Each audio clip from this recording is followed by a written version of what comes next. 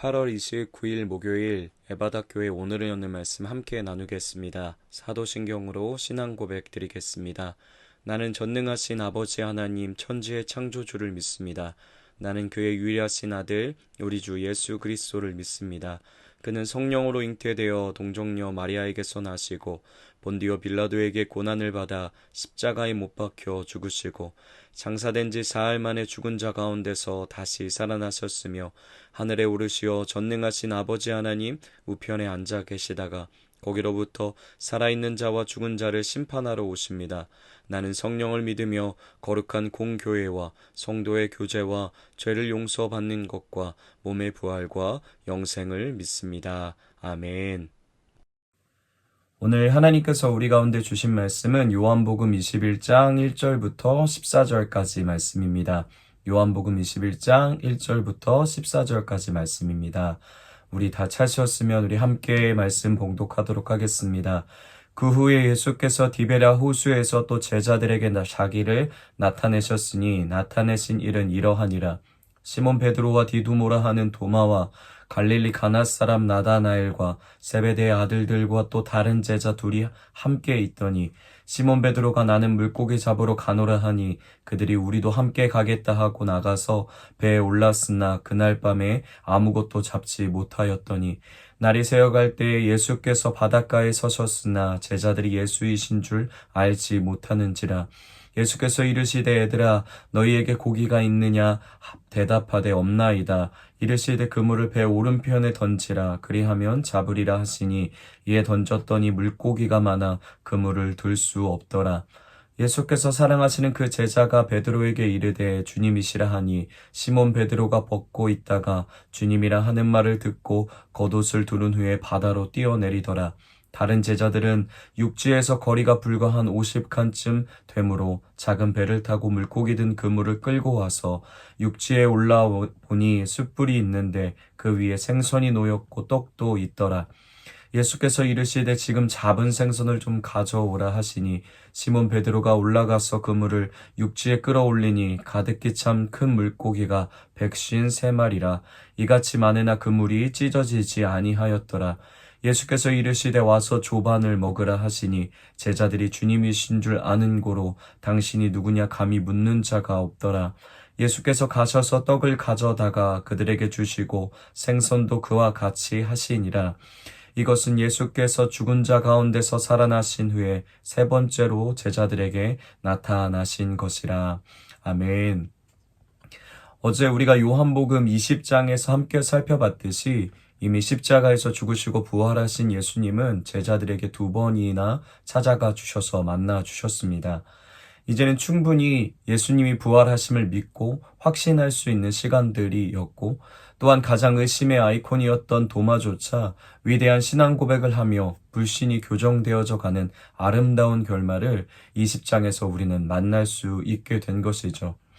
그리고 요한은 마치 요한복음의 책을 마무리하듯이 이 책을 기록한 목적을 정리해서 우리에게 들려주며 요한복음은 그렇게 20장에서 모든 이야기가 끝나도 전혀 이상하지 않을 것 같았는데요. 그러나 요한복음은 다시 한번 예수님이 제자들을 만나러 가시는 이야기인 21장을 시작합니다. 왜 그렇게 진행되는 것일까요? 두 번씩이나 거부할 수 없을 정도로 확실하게 부활하신 예수님이 제자들을 찾아가셨고 또 아버지께서 나를 보내신 것처럼 나도 너희를 보내노라 말씀하시며 부르심과 사명도 다 부여하셨는데 왜 다시 제자들을 찾아가시는 예수님의 이야기를 한 번 더 요한복음은 우리에게 들려주고 있는 것일까요? 결론부터 말하자면 그것은 아직 제자들이 다 회복되지 않았기 때문입니다. 두 번씩이나 예수님을 만나긴 했지만 아직 제자들 안에 완전한 회복과 치유가 일어나지 않았던 상황인 것이죠. 그것을 보여주는 작은 단서가 오늘 21장에서 보여지는데 우리 오늘 말씀 3절 먼저 함께 읽어보도록 하겠습니다. 3절입니다. 시몬 베드로가 나는 물고기 잡으러 가노라 하니 그들이 우리도 함께 가겠다 하고 나가서 배에 올랐으나 그날 밤에 아무것도 잡지 못하였더니 아멘. 3절에 보면 그날 밤이라는 문장이 나오는데요. 요한복음에서 보면 밤이라는 단어는 단순한 시각적인 개념이 아님을 우리는 알 수 있습니다. 영적인 것들과 연결되어져서 의도적으로 요하는 그 시간, 밤이라는 시간을 표현해 주고 있는 것이죠. 3장에 니고데모가 밤에 찾아왔다라는 이야기도 그렇고 가룟 유다가 예수님을 팔아넘기기 위해 간 시간을 밤이라고 표현한 것도 그런 의미였습니다. 요한복음에서 밤은 이와 같이 평안이 없는 상태, 예수님과의 단절과 실패와 부끄러움과 어려움의 상태를 드러내주는 단어인 것이죠. 이처럼 제자들은 여전히 밤의 시간을 보내고 있었던 겁니다. 아직도 그들에게는 실패한 기억들, 죽기까지 주님을 따르겠다라고 고백했지만 철저히 무너졌던 지난날의 시간들 속에서 패배의식과 상처들 속에 헤어나오지 못하는 밤의 시간을 여전히 제자들은 보내고 있었던 거죠. 그리고 그 누구보다 베드로 안에 이 패배의식이 엄청난 밤의 짙음이 가득 그의 안을 사로잡고 있었던 것 같습니다. 제자들이 경험했던 실패의 크기가 그리고 그 모든 자신들이 꿈꿨던 꿈과 희망이 예수님 안에서 송두리째 무너져 버렸던 그 경험이 그렇게 간단하게 치유되고 해결된 문제가 아니었던 것이죠. 그래서인지 20장에서 보면 성령을 받으라 예수님께서 말씀하셨고 우리가 위에서 말한 것처럼 아버지가 나를 보낸 것처럼 나도 너희를 보내고 죄를 사하는 하늘의 권세까지 예수님이 부여하셨는데도 베드로는 처음 부르셨던 부르심으로 다시 초대되었는데도 불구하고 그는 여전히 오늘 디베라 호수에서 원래 자기의 삶으로 돌아가 고기 잡는 일을 하고 있는 것이죠. 그것은 다른 제자들도 마찬가지였습니다. 원래 실패한 경험과 상처는 이런 반응으로 나올 수밖에 없는 것 같은데요. 우리가 믿음과 삶의 실패를 경험하면 그 실패의 크기가 크면 클수록 나는 정말 답이 없는 인간이구나 하며 나 자신에 대한 자책과 정죄와 실망으로 낭망할 뿐만 아니라 나에게 맡겨주셨던 일들, 그 일들도 거부하게 되는 것이죠. 나 같은 인간이 무슨 이런 일을 할 수 있어? 나 같은 실패자가 어떻게 이런 부르심을 감당하며 살아갈 수 있겠어? 하며 나 자신에 대한 거부뿐만 아니라 나에게 부여된 사명과 부르심에 대한 거부로도 이어지게 되는 것이죠.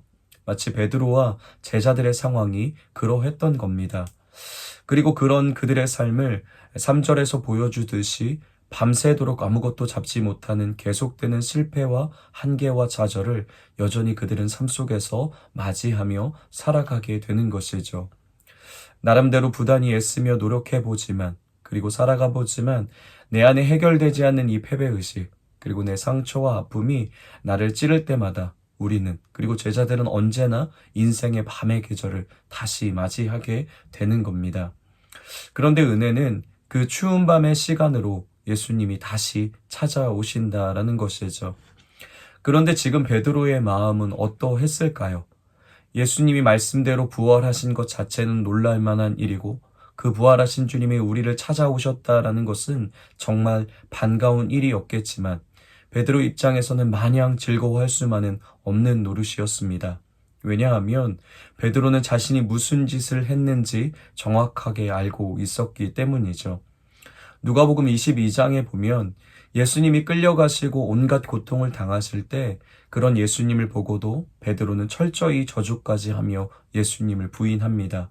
그런데 그때 예수님이 그런 베드로를 바라보셨다라는 이야기를 들려주는데요.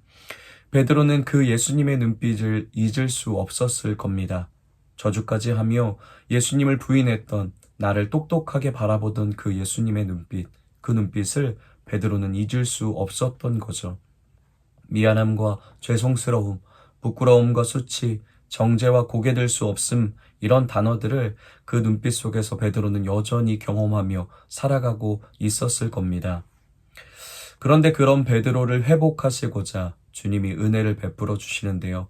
이어지는 9절부터 13절까지의 말씀이 그 예수님의 은혜를 생생하게 보여주는 말씀입니다. 여전한 밤의 시간을 보내며 추위와 허기짐 속에 영적인 탈진을 경험하는 제자들 그리고 우리를 다시 든든히 채우시고 회복시키고자 주님이 식사를 준비해 주십니다. 숯불을 피우시고 생선과 떡을 구우셔서 오직 제자들을 위한 식사를 준비해 주시는 예수님의 모습을 우리는 오늘 본문 속에서 만날 수 있는 것이죠. 자격 없는 자에게 베풀어 주시는 은혜의 식탁, 은혜의 상차림을 제자들이 경험하게 되는 겁니다. 지금 주님은 의도적으로 베드로가 실패했던 그 현장을 재현하고 계심을 우리는 볼 수 있는데요. 오늘 본문에 등장한 숯불은 바로 베드로가 주님을 철저히 부인했던 그 현장을 의도적으로 상기시키기 위해 주님이 연출해 내고 계신 겁니다. 왜 그렇게 하시고 계시는 걸까요? 베드로와 제자들을 정죄하기 위함이실까요? 아니면 그들의 실패한 시간을 다시 떠올리게 해서 부끄럽게 만들고 싶으셨던 걸까요? 그것은 아니었을 겁니다. 그 숯불 앞에서 베드로가 주님을 부인하긴 했지만 그것이 사실이지만 그것이 거부할 수 없는 진실이긴 하지만 그 실패한 현장에서도 은혜의 식탁을 베푸시며 여전히 그들이 예수님의 사랑받는 제자들임을, 자녀임을, 그것이 변치 않았음을 천명하는 은혜 현장을 재현해 주고 계신 겁니다.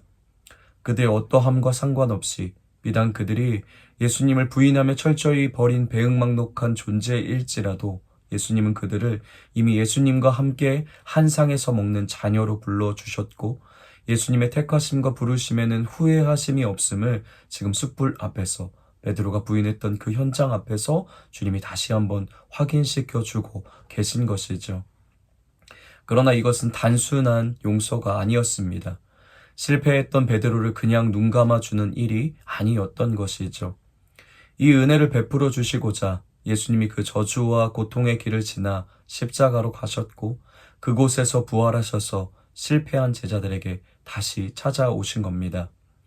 평생을 밤의 시간을 보낼 수밖에 없는 제자들, 그리고 저와 여러분에게 은혜의 식탁을 허락해 주시고자 하나님의 자녀임을 흔들리지 않고 믿고 신뢰하게 하시기 위해 주님이 십자가 지시고 부활하셔서 찾아오신 것이죠. 그리고 그 은혜의 상차림은 자격 없는 자에게 베풀어 주시는 은혜의 식탁은 우리의 모든 밤을 물리쳐내고 패배의식을 몰아내고 상처와 아픔을 치유하는 은혜의 처방전이 될 것입니다. 사랑하는 에바다 공동체 여러분, 예수님이 언제나 우리를 이 은혜의 식탁에 초대해 주십니다. 그때 우리에게 어떤 실패의 경험이 있던지 아픔의 흔적과 부끄러움의 요소들이 있던지 주님의 손을 즉시 붙잡을 수 있는 저와 여러분이 될 수 있었으면 좋겠습니다. 오늘 베드로의 모습을 보면 여전히 3년의 예수님과의 동고동락을 했음에도 불구하고 어느 것 하나 변할 것 없는 부족하고 연약한 베드로 같지만요. 처음 주님을 만났을 때와 달라진 점이 하나 있었습니다. 그것이 7절에 나와 있는데요. 내 모습이 어떻든 지금 내가 얼마나 부끄러운 존재인지 상관없이 베드로는 주님이라는 소리에 즉각 반응해서 그 주님을 향해 곧장 달려 뛰어 들어가는 베드로의 모습이 바로 그런 것이었죠. 우리도 이와 같은 반응으로 오늘 하루를 살아낼 수 있길 소망합니다. 여전히 우리는 부끄러움이 있는 존재이고 주님 앞에 설 자격도 없는 자들이지만 그래서 주님의 상을 먹을 전혀 어울리지 않는 존재이지만 오늘도 그 모든 것을 연연하지 않으시고 품어주시는 주님이 두 손을 벌려 우리를 맞이해 주실 때 기꺼이 주님 앞에 즉각 뛰어 달려갈 수 있는 저와 여러분이 되길 소망합니다. 그럴 때 그분이 우리를 위해 베푸신 은혜의 상차림은 우리를 다시 든든히 세우시고 다시 회복하시고 치유하셔서 처음 우리를 부르신 주님의 목적대로 살아가는 주님의 사랑받는 자들이 되게 하실 겁니다. 오늘도 그 주님의 품 안에서 주님과 함께 주님이 베풀어 주시는 조반을 먹으며 몸과 영혼의 회복과 든든히 세워져감을 경험할 수 있는 여러분들이 되시길 예수님의 이름으로 축복합니다. 우리 이렇게 말씀을 기억하며 함께 기도하면 좋겠습니다. 자격 없는 우리에게 언제나 베풀어 주시는 은혜의 식탁 앞으로 신뢰함과 담대함을 가지고 나아갈 수 있는 우리가 되게 하소서. 우리 말씀을 기억하며 함께 같이 기도하도록 하겠습니다. 우리 가정을 위해서는 내가 원하고 세상이 바라는 대로 살지 않고 예수님이 우리를 부르신 부르심대로 살아가는 가정 되게 하소서라고 우리 가정을 위해서 함께 같이 기도하겠습니다.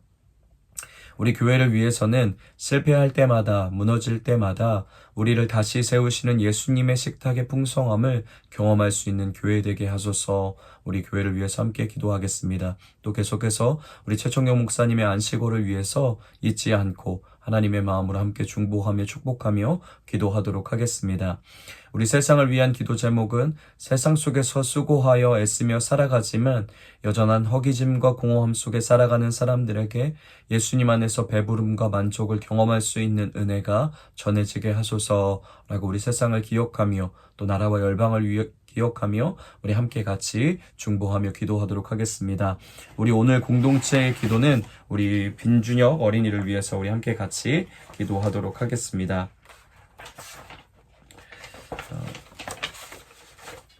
개인의 기도 제목, 매일 하루가 즐겁고 하나님 더 찬양할 수 있게 해주세요. 가정을 위한 기도 제목, 아프지 않고 기도 많이 하는 가정 되게 하여 주세요.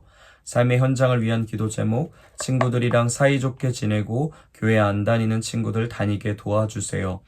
교회를 위한 기도 제목, 하나님께 더 기쁨이 되는 교회 되게 하여 주세요. 사회와 나라 온 세계를 위한 기도 제목, 전쟁 없고 평화로운 삶을 살았으면 좋겠습니다. 우리 이런 기도 제목을 우리 빈준혁 어린이가 우리 준혁이가 갖고 있는데 우리 준혁이의 삶을 올려드리고 또 우리 준혁이를 하나님 앞에 맡겨드리면서 우리 함께 같이 축복하며 기도하도록 하겠습니다. 또 우리 준혁이를 위해서 함께 기도할 때 우리 준혁이뿐만 아니라 우리 아동팀을 위해서 또 기억하면서 아이들 한 명 한 명을 떠올리면서 주님 앞에 맡겨드리며 함께 축복하며 기도하도록 하겠습니다. 또 오늘 생일을 맞으신 우리 오원원 장로님을 위해서도 함께 축복하며 오늘 하나님이 허락하지 해주신 창조의 목적과 또 하나님이 창조하시며 기뻐하셨던 하나님의 기쁨이 우리 오원원 장로님의 삶에 또 함께하는 가정 가운데 가득할 수 있는 하루 되게 해달라고 우리 오원원 장로님을 위해서도 함께 축복하며 기도하도록 하겠습니다.